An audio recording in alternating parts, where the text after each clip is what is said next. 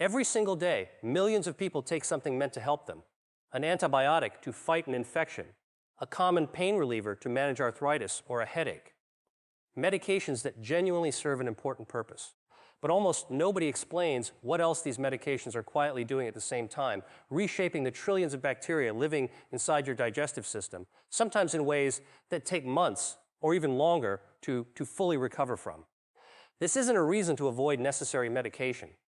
It's information almost everyone deserves to have but rarely receives.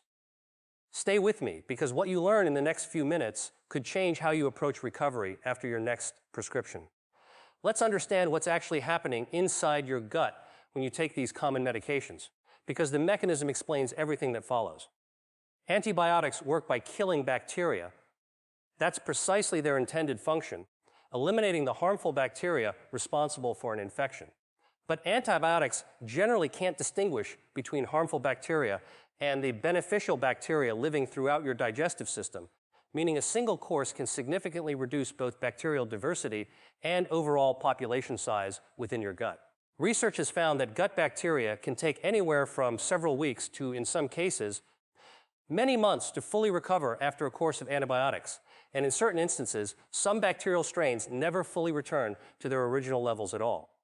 This matters considerably because reduced gut diversity has been linked in research to weakened immune function, increased inflammation, and even changes in mood and cognitive clarity. Here's where NSAIDs, common pain relievers like ibuprofen and naproxen, enter the picture through a different but equally important mechanism.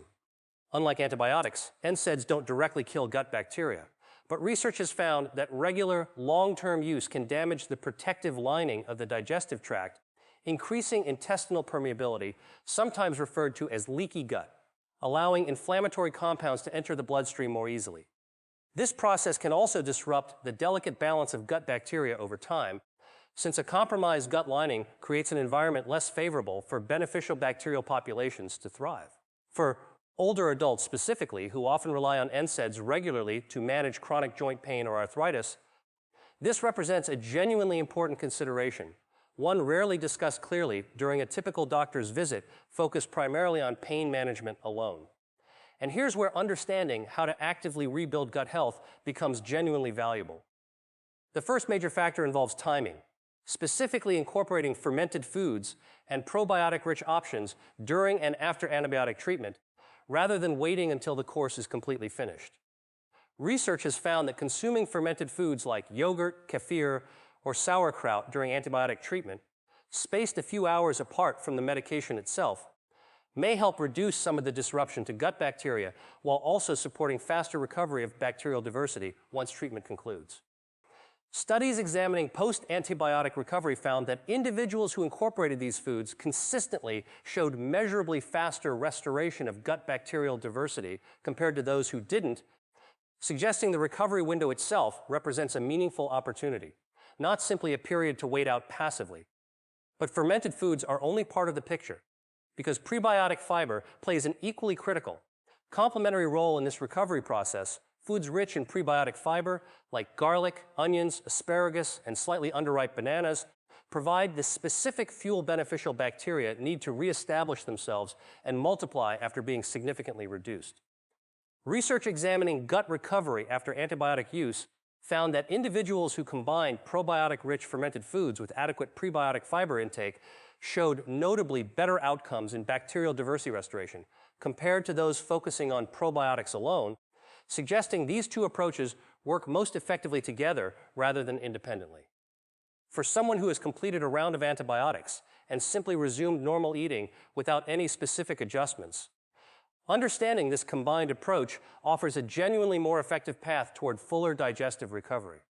Now here's the piece that specifically addresses NSAID-related concerns, because the approach differs somewhat from antibiotic recovery due to the different mechanism of damage involved. Foods that specifically support gut lining repair, like bone broth, rich in the amino acid glutamine, along with foods high in zinc, like pumpkin seeds and chickpeas, both studied for their direct role in maintaining and repairing the protective intestinal barrier that NSAIDs can gradually compromise with regular use. Research examining individuals with NSAID-related gut lining changes found measurable improvements in intestinal barrier function, after incorporating these specific nutrients consistently over several weeks alongside reduced markers of systemic inflammation. For anyone managing chronic pain who relies on NSAIDs regularly, understanding that specific dietary additions may help offset some of this gradual gut lining impact offers meaningful, practical value worth discussing directly with a healthcare provider.